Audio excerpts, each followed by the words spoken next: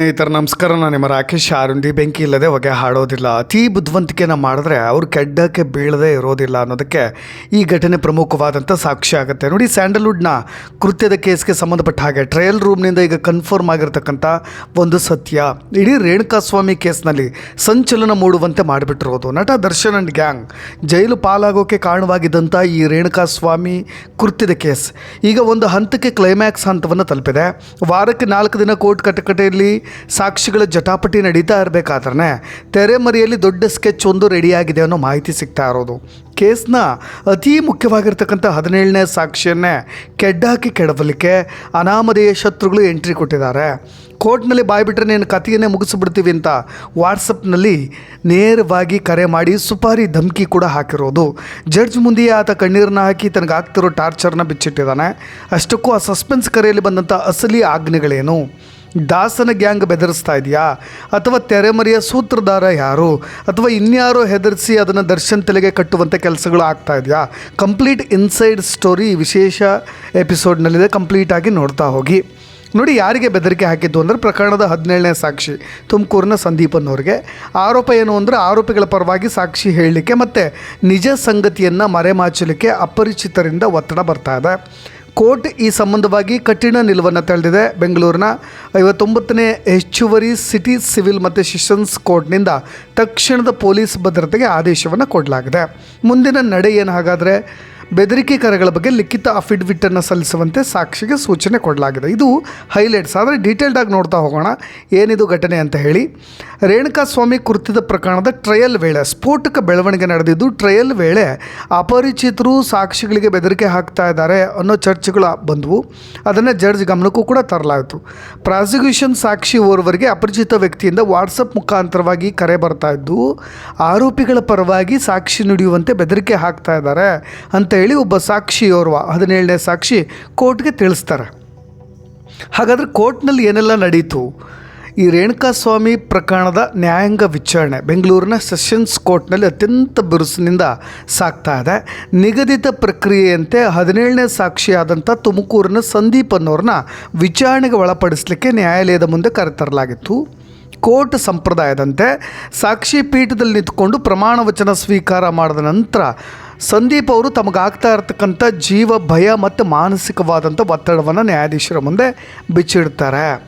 ಹಾಗಾದ್ರೆ ಏನು ಹೇಳ್ದ ಅಂದರೆ, ಆತನಿಗೆ ಅಪರಿಚಿತ ಫೋನ್ ಮಾಡಿ ಏನೆಲ್ಲ ಹೇಳ್ತಾ ಇದ್ದಾನೆ ಅನ್ನೋದನ್ನ ಜಡ್ಜ್ ಮುಂದೆ ಆತ ಅರ್ಥ ಮಾಡಿಸ್ತಾ ಹೋದ.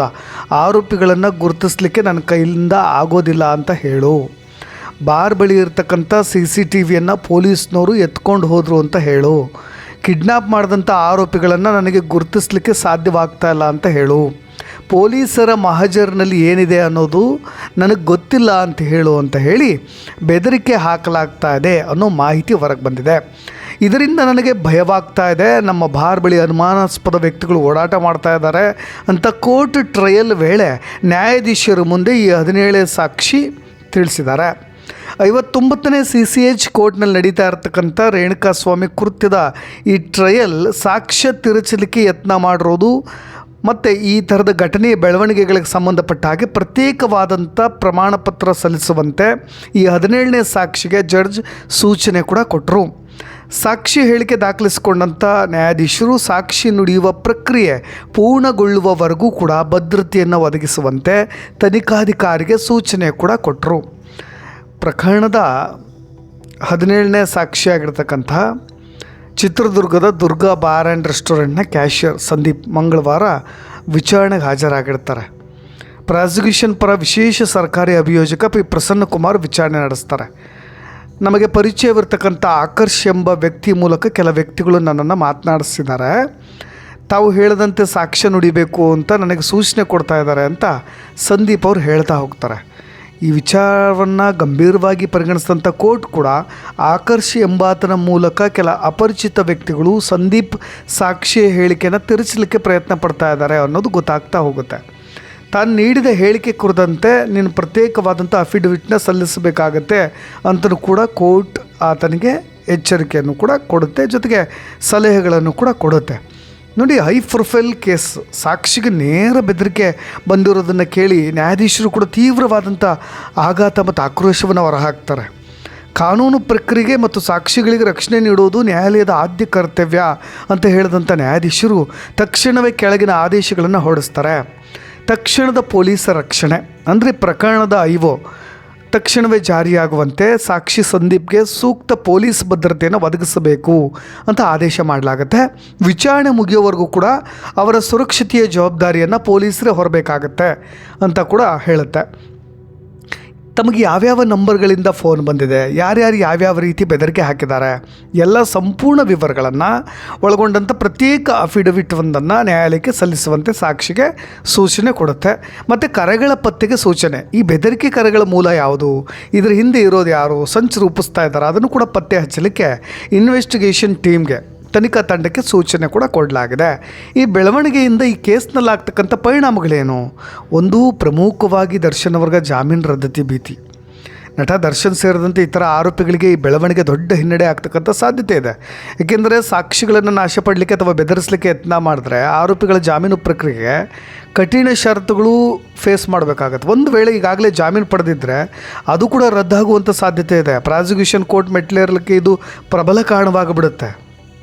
ಅಥವಾ ಇತರ ಸಾಕ್ಷಿಗಳಿಗೆ ಧೈರ್ಯ ಬರ್ಬೋದು, ಇಲ್ಲಿವರೆಗೂ ಬೇಲ್ ಸಿಕ್ಕಿದೆಯಲ್ಲ, ಆ ಬೇಲನ್ನು ಕೂಡ ರದ್ದು ಮಾಡಿ ಅಂತಲೂ ಕೂಡ ಮತ್ತೆ ಕೋರ್ಟ್ ಮೆಟ್ಲೇರ್ಬೋದು ಪ್ರಾಸಿಕ್ಯೂಷನ್. ಒಂದು, ಇನ್ನೊಂದು, ಇತರ ಸಾಕ್ಷಿಗಳಿಗೆ ಧೈರ್ಯ ಬಂದುಬಿಡುತ್ತೆ.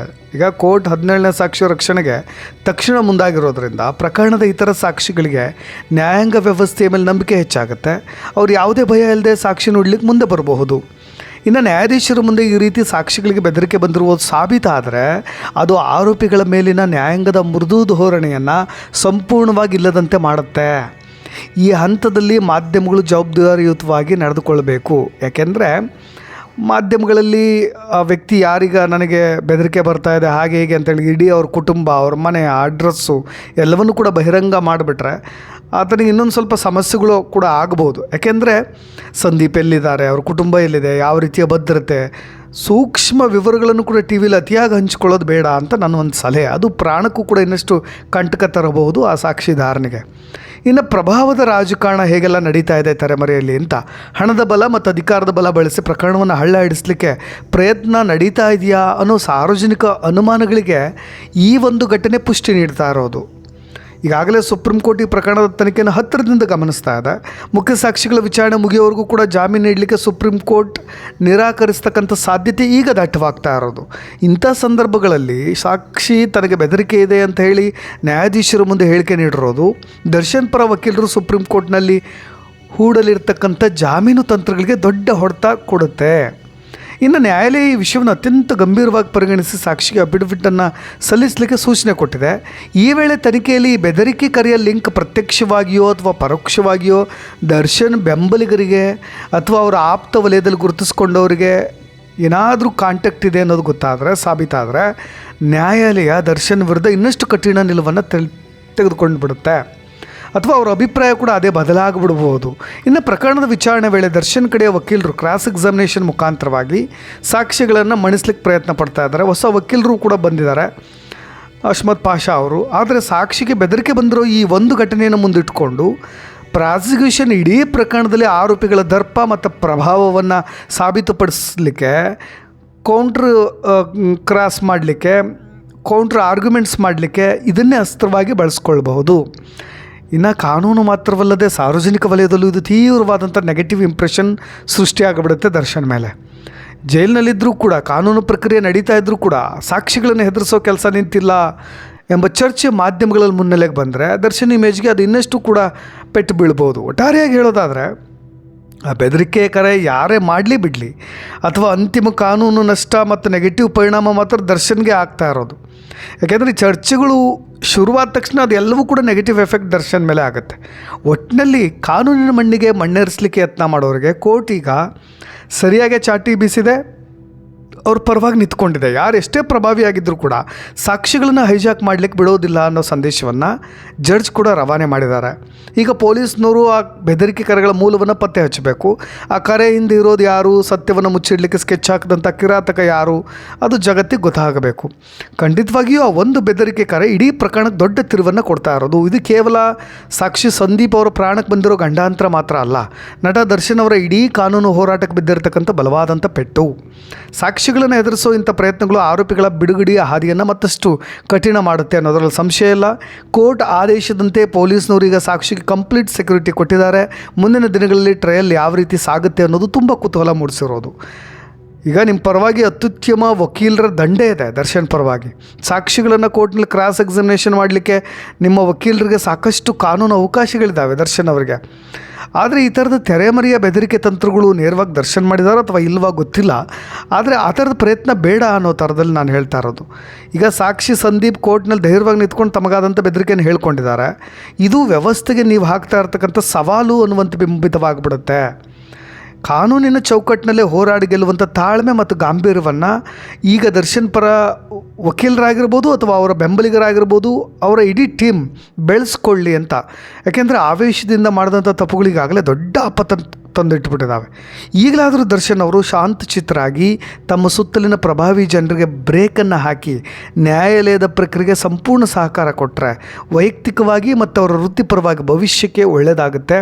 ಈ ಕೇಸ್ನಿಂದ ಕೂಡ ಅವರು ಹೊರಗೆ ಬರ್ಬೋದು ಅನ್ನೋ ಥರದ ಸಲಹೆಗಳನ್ನು ಕೊಡ್ತಾ ಇನ್ನಷ್ಟು ಅಪ್ಡೇಟ್ಸ್ಗಳೊಂದಿಗೆ ಮತ್ತೆ ಬರ್ತೀನಿ. ನಾನು ರಾಕೇಶ್ ಆರುಂಡಿ. ಧನ್ಯವಾದ.